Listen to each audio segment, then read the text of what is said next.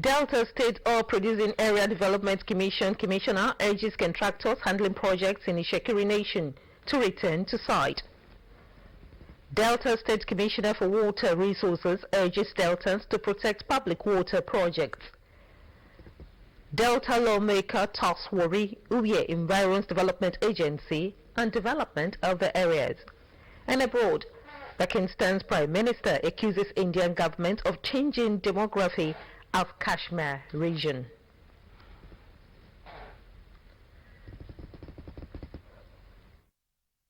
Hello, many thanks for joining us on the Delta Rainbow Television News for this hour. I am Christy Jahu Ayenuku. Welcome. The member representing Uwe constituency in the Delta State House of Assembly, Honorable Solomon Igrakwata, has charged the board of the Warri Uwe and Environ Special Development Agency to quickly tackle the issue of dilapidated roads and epileptic power supply in the areas. Honorable Igrakwata, who spoke to newsmen immediately after Wednesday plenary of the state legislature, said many of the roads in Warri, Efru and environs are in such bad shapes and required urgent attention. Assembly correspondent Ikem Weke sent in the reports presented from our studio. The lawmaker, who described the creation of Warri Uwe and Environ Special Development Agency as a welcome development, said the initiative to establish the interventionist agency was commendable. Honorable Igrakwata, on behalf of the people of Uwe, paid glowing tribute to Governor Ifeanyi Okowa, stressing that he is building institutions that will outlive its government. He said the mandate of the agency was all-encompassing and charged the new board to settle down quickly for the task ahead, which he described as enormous. Honorable Igrakwata stated that road infrastructure in Warri and Uwe requires facelift with reconstruction and rehabilitation of roads, stressing that the agency cannot afford to fail the people.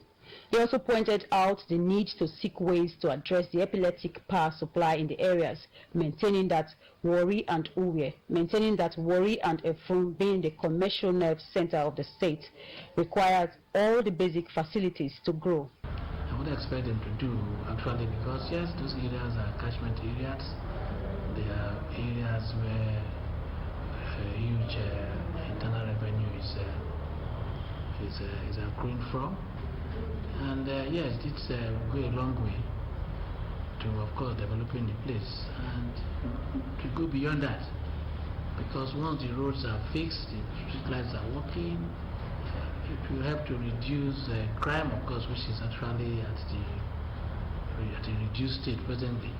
And that will also pave way for businesses to thrive. And of course, those investors and investments that left the communities before now, I'm sure they will want to come back. The lawmaker said the effects of flooding in Uwe was not as wrecking on the people when compared to past 2 years, which is as a result of the massive work carried out on the drains and water channels by the state government. While commending the commitment of the state's Ministry of Environment in that regard, Honorable Igrakwata urged the people to shun the habits of blocking the water channels. His Excellency has tried to see that most of the drains are open. I'm sure that is why we didn't quite experience any major disaster this year. So yeah, so far so good. We've been able to achieve a bit. But I'm sure with this agency coming in, that's one area too that we also have to look into. Because before you think of roads and drainages, of course, you got to think of where you're going to drain all of these flood and water into. So I'm sure once they are able to, the areas have already been identified. I'm sure when they come up now, they'll be able to identify more areas and see what they can do in opening the drains. Because when the drains are open, then of course you can be sure that when you construct roads and drainages, they will be there for a longer period for us to enjoy. Honorable Igrakwata also spoke on the traffic issue at Efru NPA Expressway being caused by petroleum tanker drivers, saying that a lasting solution was being sought to address the challenge. Honorable Igrakwata said major stakeholders, including the state government, will not relent until the problem is solved. The wife of the Delta State Governor and founder of the L5 initiative, Dame Edith Okowa, has commissioned quality assurance monitoring 80-seater highest bus 25 motorcycles, and distributed several learning materials to schools in the 25 local government areas of the state. The OCOA, in the course of the commissioning, charged teachers to do their best by impacting sound moral values and academic knowledge on the pupils and students. The report is presented from our studio. The wife of the Delta State Governor and Chairperson 05 Initiative, Dame Edith Okowa, while monitoring the vehicle and motorcycles, stressed the need for teachers not to relent in playing their roles of impacting sound morals and academic knowledge on the pupils and students in a professional manner. She admonished teachers not to condescend so low under any guise by collecting money from the pupils and students, while saying that Ministry of Basic and Secondary Education was key and vital to the human capital development of the state government. Dame Okowa employed chief inspectors of education, CIEs, and head teachers in the state to continue to do the needful by ensuring that teachers under their supervision discharge their duties professionally. Similarly, the Secretary to the State Universal Basic Education Board, Sir Brian Unini, said the quality assurance monitoring bus and 25 motorcycles were strictly meant for quality assurance purposes in the state, and that on no account would they be used for private purpose by the operators. The Secretary to the board, while assuring stakeholders that the instructional materials, which include computers, e-learning materials, solar powers, inverters, chairs and tables, amongst others, would get to the end users so as to fulfill the purpose for which they were procured. Sir Unini disclosed that in an effort to improve the quality of education nationwide, the management of UBEC recently approved 2% of SUBE's intervention funds for quality assurance in all the states of the Federation.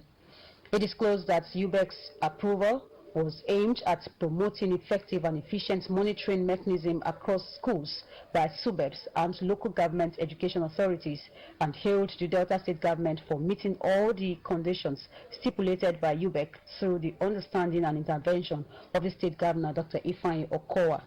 According to him, Governor Okowa's commitment, passion, and unflinching support for the education sector guaranteed the prompt and up-to-date payment of state counterpart funds, which hitherto was unassessed since 2012.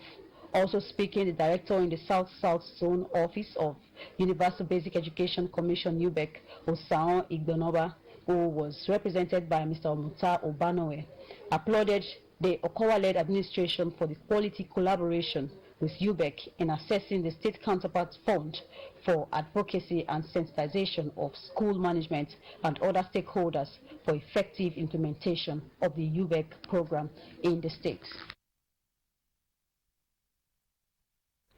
The Delta State Commissioner for Water Resources Development, Right Honorable Martins Okonta, has admonished Deltans and residents in the state to always protect all public water projects in their areas. Right Honorable Okonta gave the admonition while speaking with newsmen shortly after he visited some water schemes in Asaba. In Ogwashiku, reiterated Governor Ifeanyi Okowa's commitment to meeting the yearnings of Deltans in the water sector by providing sustainable and suitable water supply. He urged water consumers in the state to always pay for their water rates, adding that a number of water standpoints in Asaba had been metered to enable government evaluate their quantity of water delivery and usage. The Water Resources Commissioner was accompanied by the Permanent Secretary, Mrs. Felicia Adu, stated that the declaration of the state of emergency on water by the governor was a critical approach to ensure that Deltans accessed water. Right Honorable Kunta dismissed insinuation that public water schemes in the state had been abandoned, saying that what was needed was to improve on their state, just as he attributed the poor condition of the water project to aging. The commissioner disclosed that water would be extended to developing areas in Asaba, said that there would be an evaluation to quantify the number of residents in such areas, and called on Deltans to connect water into their homes. Speaking in an interview, a resident in Asaba, Elder Famous Benefa, he commended Governor Ifeanyi Okowa for his approach towards providing water in Asaba and other areas of the state, said that the water standpoint domiciled where he resided was running effectively. The commissioner representing Ishekiri ethnic nationality in the board of the Delta State Oil Producing Areas Development Commission, the SUPADEC, Honorable Griffin Omasuli, has urged contractors handling various projects in Ishekiri communities to return to site. The commissioner stated this when he conducted inspection tour on various ongoing the SUPADEC projects in Warri South local government area. Correspondent Daniel Oji completes the story. Honorable Omashule, accompanied by Executive Director on Projects, Honorable Daniel Mariko, amongst others, inspected ongoing SUPADEC projects at Obodo, Omadino, Ubokodo, Ifekoro, and Ubleji communities in Orissa local government area. Honorable Marshall said the commission will ensure that all ongoing projects are completed so as to support the developmental strides of Governor Ifeanyi Okowa. The commissioner enjoined the contractors to return to sites and see to the completion of the health center at Omadino so that it can be used by the people of the community. The commissioner also said people are yearning for the health center to be completed in order to ease stress of traveling to other communities to receive medical treatments. If you can see, the project is still ongoing. I would say it's about 60 to 70% completed. So I want to urge the contractor who is in charge, who is handling the job, to please fall back immediately to site and work on this health center so that we can put it into good use.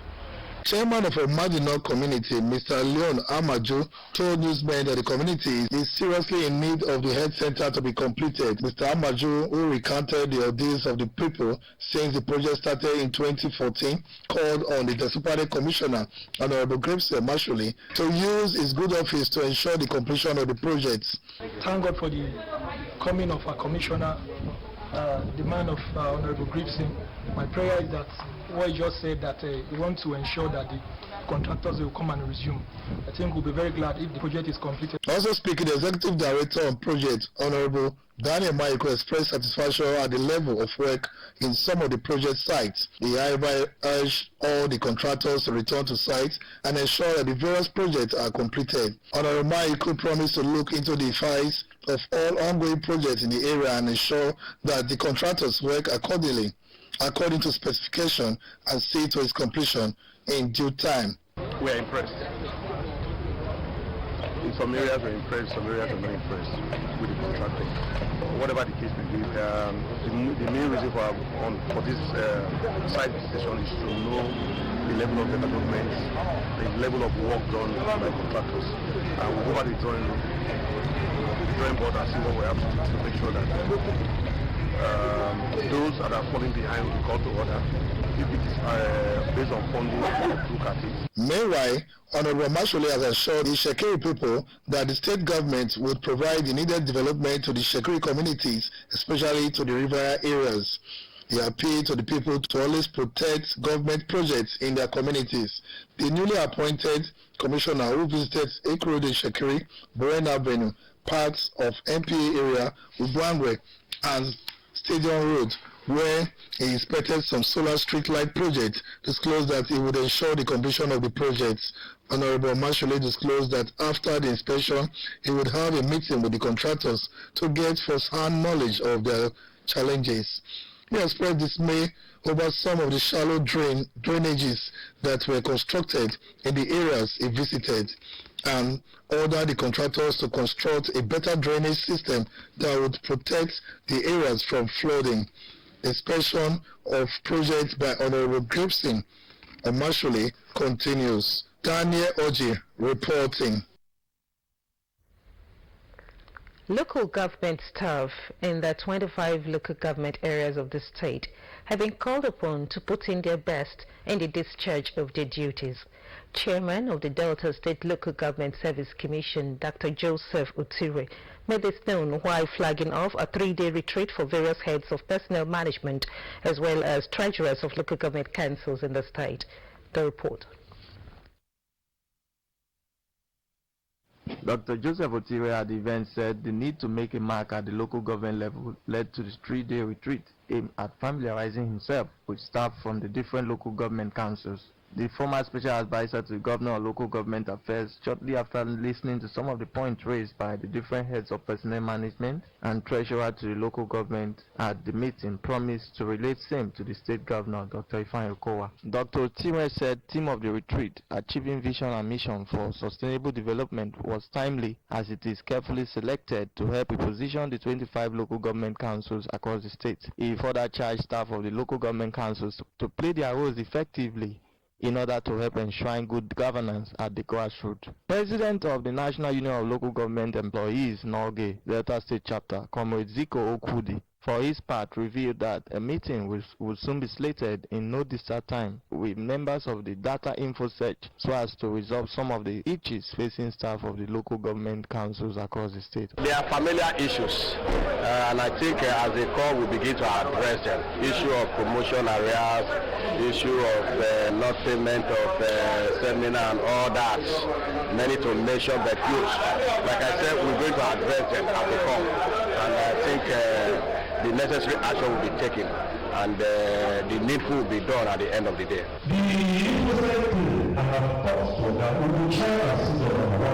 Keynote speakers including Sir Donatus Igboyin and Dr. Toyin Osawe took the local government staff on leadership motivation in workplace and developing vision, mission in strategic process in organization respectively. Earlier, some staff from the different local government councils in the state made their contributions to the retreat. The first day retreat for local government staff featured question and answer session. The Delta State Governor, Dr. Ifeanyi Okowa, has hailed the appointment of Chief Festus Keyamo, SAN, as Minister of State for the Niger Delta. In a statement by his Chief Press Secretary, Mr. Olise Ifejika, Thursday in Asaba, Dr. Ifeanyi Okowa said that Mr. Keyamo's appointment was well-deserved considering his antecedent as a lawyer of repute. He urged the new minister to bring his wealth of experience to bear on his job in order to address the myriads of challenges bedeviling the Niger Delta. While lauding him for his achievements as an eminent legal practitioner, Dr. Okowa expressed confidence that Mr. Keyamo would use his office to attract infrastructural development to Delta State and the Niger Delta. He thanked President Muhammadu Buhari for finding the illustrious Deltan worthy to serve in his next-level cabinet. The governor pledged the commitment of the state to partnering the Ministry of Niger Delta for effective development, especially in infrastructure and human capital development of the people. The member representing Udu constituency in the Delta State House of Assembly, Honorable Peter Uviejitobo, has advocated for a bridge across Enere River to connect Upeti community in Udu local government area. Speaking with Assembly correspondent Nkem Wike in his office in Asaba, Honorable Uviejitobo said the Enere-Opeti Bridge, when executed, will reduce the pressure of traffic on the Udu Bridge, which is deteriorating fast as a result of age and non-maintenance.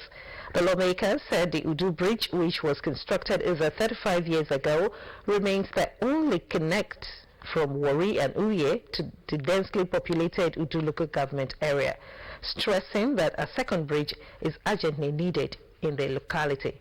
Details of this report will be brought to you in a subsequent bulletin. The Presidential Election Petition Tribunal had dismissed the petition by the Hope Democratic Party (HDP) and its candidate Ambrose Oworu against the victory of President Muhammadu Buhari in the 2019 presidential election. A five-man panel of the court in a ruling on Thursday, August 22, upheld the preliminary objection filed by President Buhari against the competence of the petition. The tribunal held that it lacks jurisdiction to hear the petition because it talked about referendum. It also added that the priors in the petition are similar to what the petitioner sought in the pending cases before the Federal High Court on the same issues. Justice Muhammad Garba, who read the late judgment, held that the court lacked jurisdiction to hear the petition and that it constitutes an abuse of court process. Garba therefore dismissed the petition, in the position other members of the panel agree with. The petitioners had sought to be pronounced the winners of the election on the grounds that they won a referendum when the Independent National Electoral Commission (INEC) postponed the presidential election. As the struggle to ensure Nigeria is polio-free continues, the World Health Organization (WHO) has announced that the country might soon be polio-free. The WHO's Regional Director for Africa, Mashidiso Mueti, told reporters in a press briefing that the next 6 months will be most critical to whether Nigeria and Africa can be declared polio-free. He said Africa's last case of wild polio was recorded in Nigeria's Borno State in August 2016, adding that the World Health Organization is confident that soon polio eradication would be achieved in Nigeria and Africa at large. Nigeria marked 3 years free of the endemic wild polio, with health officials saying the nation's progress in fighting crippling viral disease could result in the whole of Africa being declared polio-free. Polio is a viral infection that attacks the nervous system and can cause irreversible paralysis within hours. Children under 5 are the most vulnerable, but people can be fully protected with preventive vaccines. Latest Global Polio Eradication Initiative (GPEL) figures show that there have been a total of 65 cases of wild polio worldwide so far in 2019, 53 in Pakistan and 12 in Afghanistan. The GPEL, which is backed by the WHO, Rotary International and others, began its push to wipe out polio in 1988 when the disease was endemic in 125 countries and was paralyzing almost 1,000 children a day globally. Since then, there has been at least a 99% reduction in cases. Abubakar Tafawa Balewa University, Bauchi, has been reopened for academic activities after about 2 weeks of a forced closure by the institution. The Deputy Vice-Chancellor of the institution, Professor Ibrahim Danjuma, in a press release on the school's website, noted that academic engagements commenced in the institution, which reopened last Monday after the management closed it down for 2 weeks. According to him, all students resumed last Monday successfully, judging from the report from the Dean of Students' Affairs, indicated that the students are back to school in full force, and examination started on Monday, even though the SANU and NASU are on a nationwide strike. He said examination is purely an academic affair manned by academic staff, hence it is going on smoothly. Danjuma stated that the school management has taken several efforts to improve on the welfare of the students before the school was reopened. He said the management is in close contact with security agencies in the state to improve on all staff, students and properties of the institution. The Deputy Vice-Chancellor noted that the security personnel in the institutions are also being retrained to improve their capacity for optimal performance on the campus. He also noted that the management have ensured that the students' hostels are fixed with its sanitary conditions improved upon. Professor Danjuma said management also condoned off the area of the collapsed bridge and prohibited students going through that route, adding that they have discovered another stream which was also condoned off.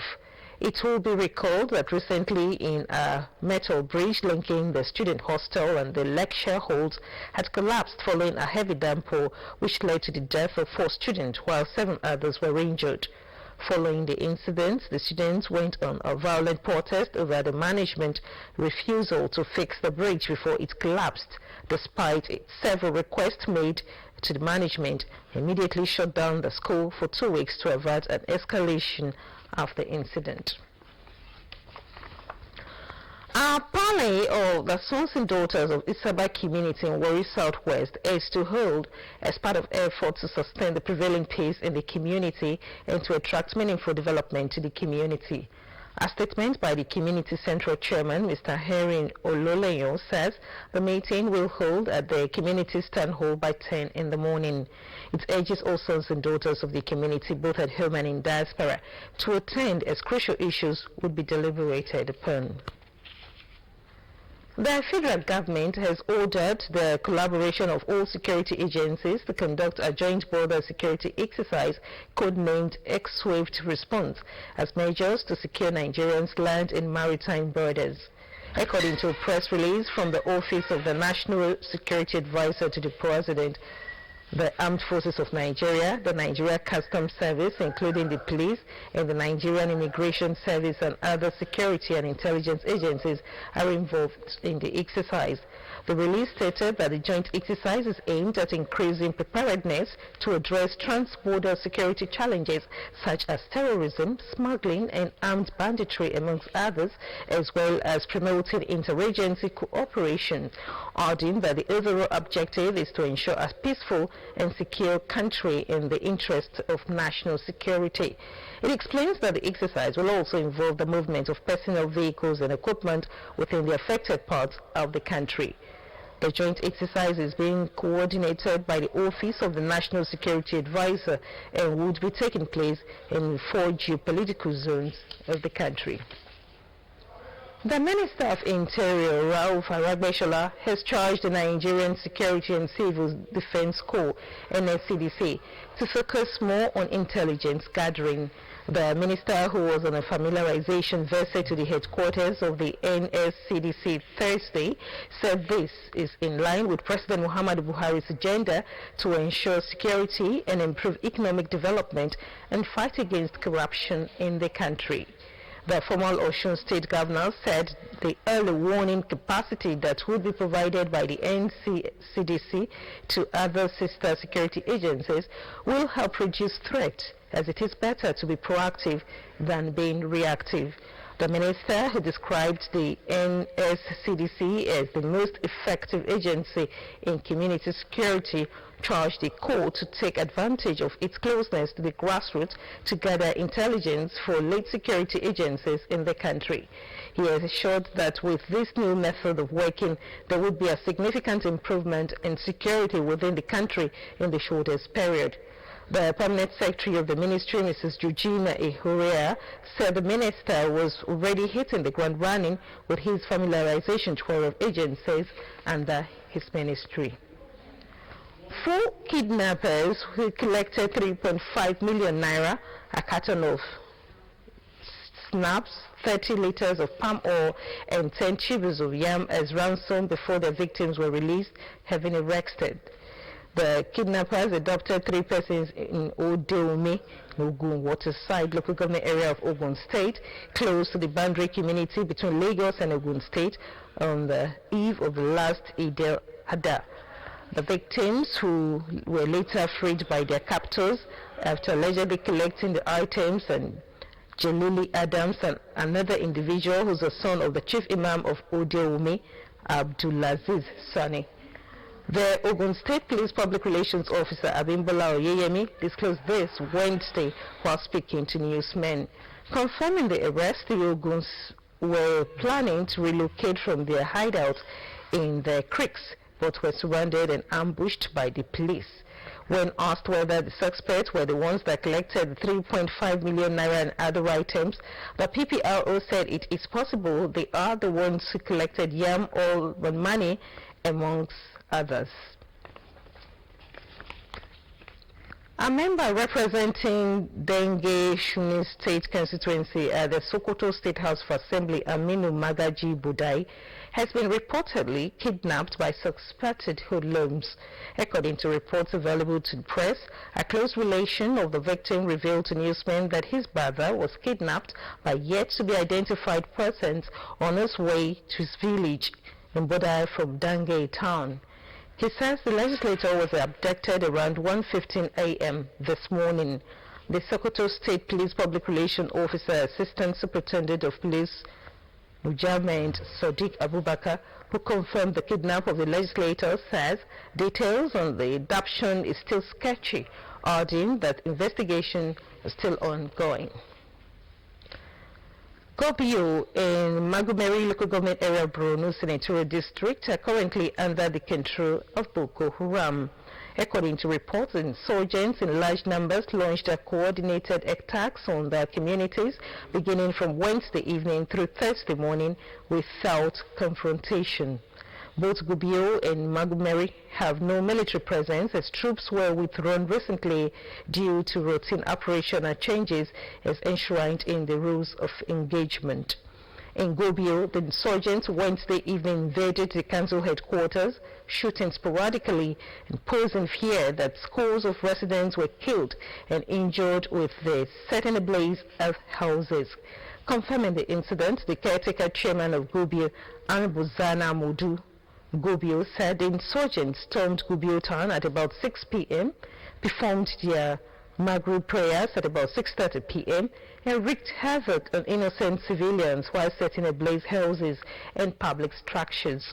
Also in Maguberi, the insurgents, before taking over, succeeded in razing down the council secretariat, other public structures and residential houses, including that of the member Federal House of Representatives of Gubbio, Magumeri and Gada Federal Constituency, Honorable Usman Zana.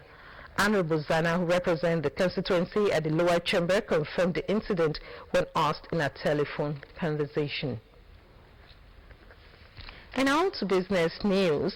The Central Bank of Nigeria, CBN, says the 3-month window for customers across the country to replace their mutilated Naira notes with new ones across all banks would close by September 3, 2019. The new order is as a result of its resolve to finally replace mutilated old Naira notes in Nigeria after the failure of banks to heed previous directives. Director Corporate Communications CBN Isaac Okorafor disclosed this at the CBN sensitization session with stakeholders in the Southwest, including labor unions, on the direction of the economy. Okorafor said CBN had set up departments to listen to customers' complaints if banks refused to heed the order, adding that the move became imperative due to infractions noticed from banks and the way new notes are being handled. He said the CBN has been replacing lower denominations across the country by going through the local markets and transport unions instead of the banks, excuse me, because of the approach of some banks to the issue. He said the cashless policy, which was stopped due to infrastructure deficits, will soon return as telecommunications firms have been empowered to become Payment Service Bank (PSB). He listed the achievements of the CBN Governor Godwin Emefiele, which enabled him to renew his mandate to continue to lead the nation's economy to the path of greatness. Vice President Industrial Global Union Issa Aremu commended CBN's initiative in revamping the economy and called on the governor to continue his developmental mission by ensuring inflation rate is reduced to a single-digit level. He urged Emefiele to continue his defense of the CBN autonomy while commending President Muhammadu Buhari for reappointing the governor. From the stable of the Nigerian Stock Exchange NSE, it has been announced that Sky Bank PLC and Fortis Microfinance Bank PLC have been deleted from the stock exchange market following approval from the National Council of the Exchange. In a notification to market operators, the NSE said that the listing, which was in pursuant to Clause 15 of the General Undertaking Appendix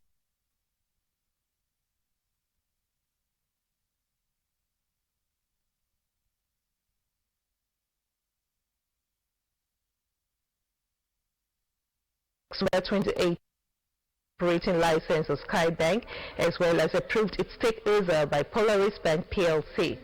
On the other hand, Fortis Microfinance Bank, which was licensed by the Central Bank of Nigeria (CBN) in 2007, listed on the NSE in 2012 and had its shares suspended from being traded on the floor of the exchange for failing to adhere to standard corporate governance and extant post-listing requirements that make it mandatory for ghosted companies to submit their financial statement within stipulated timelines.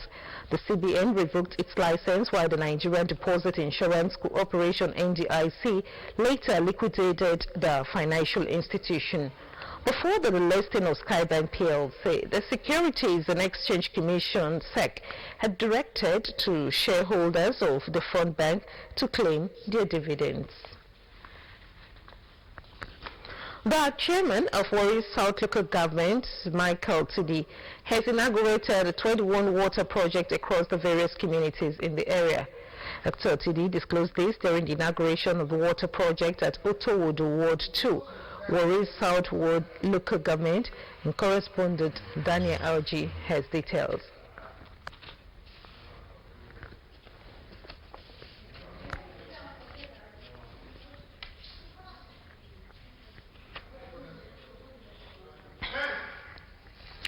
We shall bring you details of that report in the course of the bulletin. And moving on now, the Olu of Warri Ogeme Kenwole has hailed the chairman of Warri South Local Government, Dr. Michael Tidi, for taking steps to address the water problem in the council with the sinking of boreholes across the 21 wards in the area. The monarch, who was represented at the inauguration of the boreholes by Chief Olivier Agbajo, said he was impressed with the performance of the council chairman, describing him as one with great inspiration to take the council to greater heights. Earlier in his welcome address, the council boss, Dr. Michael Tidi, said the need for residents to drink potable water made his administration to sink the boreholes across the council, adding that generators were also given to various wards to pump water whenever there was public power supply. And we told you just before now that the chairman of Warri South Local Government, Dr. Michael Tidi, has inaugurated a 21 water project across the various communities in the area. The chairman disclosed this during the inauguration of water project at Otowodo Ward 2, Warri South Local Government area. Correspondent Daniel Oji has details.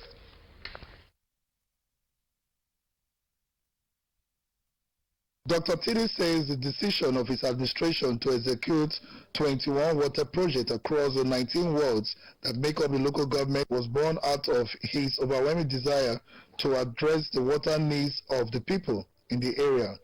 The Warri South Local Government Council boss assured the people of more developmental projects, urging them to support the Governor Okowa-led government in order to attract more dividends of democracy. Dr. Tidi, while addressing the people of Otowodo Ward 2 during the inauguration of a water project in Pesu Health Center, to former inauguration of 18 water projects, noted that his administration took pains to identify the immediate needs of the people of Warri South on assumption of office. The Warri South Local Government Chairman, Dr. Tidi, enjoined residents of the benefited communities to support governments by ensuring that the projects situated in their areas are protected and maintained regularly. I am particularly elated that this laudable project, which was awarded in December 2018, is being commissioned today. The beneficiaries commended the Warri South Local Government Chairman for the gesture and pledged to protect the projects. Daniel Oji reporting.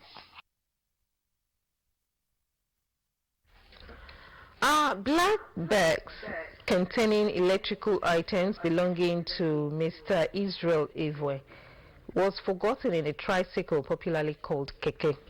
According to Mr. Ivwe, his apprentice forgot the bag containing the electrical items after he dropped at Jakpa Junction at about 6:30 p.m. Wednesday, 21st August 2019. Anyone in possession of the lost items should please contact Mr. Israel Ivwe on GSM number 0806 279 6343 or return the found bag to Delta Broadcasting Service, TBS Warri at Jeba premises. And on to sports now. Team Nigeria has won its first gold medal at the ongoing 12th All-African Games in Rabat, Morocco by its representative in the Taekwondo event. Let's now join our sports desk for more details of that report. Team Nigeria has won its first gold medal at the ongoing 12th All-African Games in Rabat, Morocco by its representative in the Taekwondo event. 2 bronze medals was also won in the event. Chinazum Nwosu won the gold medal in the female 53 kg event, defeating home favourite Umaima El Bochti in the fully packed El Jadida Indoor Sports Hall, Rabat. To make it to the final, Nwosu had defeated Ethiopia's Fikado Gosaye in the semi-final after previously edging out Niger Republic's Balkisa Halidu in the quarter-final. Sunday Onofe and Benjamin Okwomose won the bronze medals in the male 87 kg and 87+ kg events respectively. Meanwhile, fresh reports claim Nigerian athletes at the African Games in Rabat have reportedly rejected $100 daily allowance from the Nigerian government's Ministry of Sports. Reports from Morocco claim the athletes are not prepared to settle for less than $150 as daily allowance, having received that figure at the 2015 African Games in Congo, Brazzaville. There are also reports of power tussle between the Nigerian Olympic Committee and the Sports Ministry. Villarreal captain Santi Cazorla says Nigerian winger Samuel Chukwueze has the potential to be one of the best players in the world if he keeps on working hard, particularly on certain aspects of his game. Cazorla helped Chukwueze settle in the first team of the La Liga side after his promotion from the youth team just before the start of last season. His fine form for the team earned him a spot in the Super Eagles squad, where he played at the just concluded AFCON 2019 in Egypt, scoring in the round of 16 clash against South Africa. Chukwueze has picked up from where he left off last season with a goal in their 4-4 draw against Granada last weekend, and Cazorla believes the Super Eagles star can go on and score more goals before the end of the season. On a sad note, former Nigerian international Ifeanyi Chiejere has passed on at the age of 36. Chiejere represented Nigeria at the FIFA Women's World Cup and Olympic Games amongst other competitions. The forward made 3 World Cup appearances in 1999, 2003 and 2007. Reacting to her demise, the Nigerian Football Federation has expressed shock over the passing on of the former Super Falcons star. According to reports, Ifeanyi Chiejere passed on after a brief illness on Wednesday, the 21st of August 2019. She captained the first set of the Under-19 national women's team to the first Under-19, now Under-20 FIFA Women's World Cup in 2002. Chiejere was capped 61 times for the senior women's national team, the Super Falcons. And from our sports decks, we go straight on to our entertainment decks. The Pentecostal Fellowship of Nigeria, PFN, says Pastor Biodu Fatoyibo has refused to meet with the panel set up to investigate accusations leveled against him. For details of this and more, let's join our entertainment decks. Pentecostal Fellowship of Nigeria, PFN, says Pastor Biodu Fatoyibo has refused to meet with the panel set up to investigate the accusations labeled against him and therefore declared the investigation inconclusive. The Christian Association of Nigeria, CAN, had given the PFN a 2-week ultimatum to submit its report on the investigation of the rape allegation labeled against the senior pastor of the Commonwealth of Zion Assembly, COZA, Pastor Biodu Fatoyibo. Singer Timidakolo's wife, Busola, had accused Fatoyibo of raping her 20 years ago when she was still 16 years, but the pastor has denied the accusations. Nigerian superstar Burna Boy breezed into town on the back of his many appearances in American media. Weeks after appearing on notable platforms, the singer is back home. While he had a listening party in Los Angeles, California in the month of May, the singer has held the Nigerian leg of listening party for his critically acclaimed 7th album, African Giant.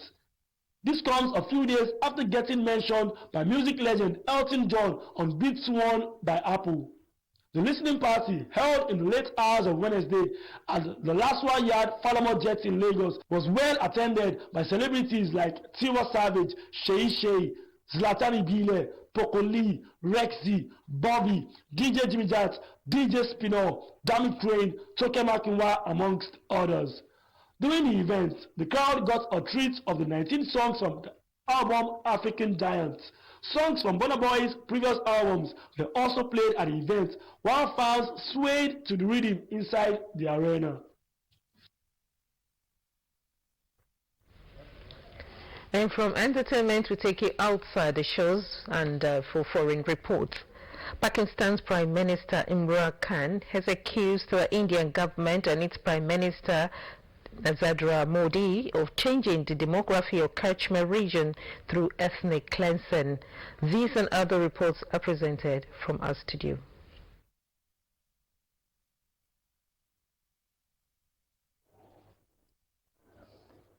Pakistan's Prime Minister Imran Khan has accused the Indian government and its Prime Minister Narendra Modi of changing the demography of Kashmir region through ethnic cleansing. Khan has also ruled out further dialogue with the Indian government over the disputed Kashmir, expressing his frustration with New Delhi over his decision to strip the region of its autonomy earlier this month. The Pakistan's Prime Minister has taken a strong stand since India abrogated Article 370. Imran Khan intensified his criticism that India was denying Kashmiris the right to observe their religious practice and urged the international community to prevent an impending genocide of Kashmiris in India's occupied Kashmir. Away from India, familiar southern state of Jubaland has re-elected Ahmed Madoma Muhammad Islam as its leader following a disputed poll. Ahmed defeated 3 other candidates in a vote cast by the semi-autonomous region's lawmakers in the port city of Kasamu on Thursday. The former rebel leader won 56 of the 74 votes cast. Ahmad Muhammad Dahi, his closest challenger and the only female candidate, won 17 votes. The poll was delayed by 3 days with a regional electoral body saying it was to allow candidates more time to register. The 8-year-old Ahmed Madoma Muhammad was first elected to office in May 2013, a year after Somali's troop backed by African Union soldiers pushed the Al-Qaeda-linked armed group El-Shabaab out of. Some members of the opposition said Ahmed was undemocratic during his previous term, and critics have accused the Electoral Commission of corruption. Sudan has appointed a new prime minister as the country embarks on a 3-year transition to civilian rule. Prime Minister Abdallah Hamdok said achieving peace and solving the economic crisis were priorities. His appointment comes as Lieutenant General Abdel Fattah Abdel Rahman Boban was sworn in as leader of the new Sovereign Council. The new government will run the country until an election. The opposition hopes the new appointments will usher in an end to military rule. And back home, the police in A Division Warri says an unidentified corpse of a male has been found at Kwisu waterside. A statement by the police says that the corpse has been removed to the Central Hospital Mortuary Warri for autopsy. It called on members of the public whose male relatives are missing to go to the hospital to identify the corpse. That report brings to wrap the Drtv Warri news for this hour, but for a reminder of some of our major stories. The Commissioner representing Ishekiri ethnic nationality on the board of the SUPADIC, Honorable Griffin Omasuli, has urged contractors handling various projects in Ishekiri communities to return to site. The Commissioner stated this when he conducted inspection tour on various ongoing SUPADIC projects in Warri South local government area. And the member representing Uwie constituency in the Delta State House of Assembly, Honorable Solomon Igrakwata, has charged the board of the Warri Uwie and Environ Special Development Agency to quickly tackle the issue of dilapidated roads and epileptic power supply in the areas. Honorable Igrakwata, who spoke to newsmen immediately after Wednesday plenary of the state legislature, said many of the roads in Warri, Efra and environs are in such bad shapes that require urgent attention. That's the Drtv Warri news for this hour. Many thanks for being part of it. Enjoy the rest of your time.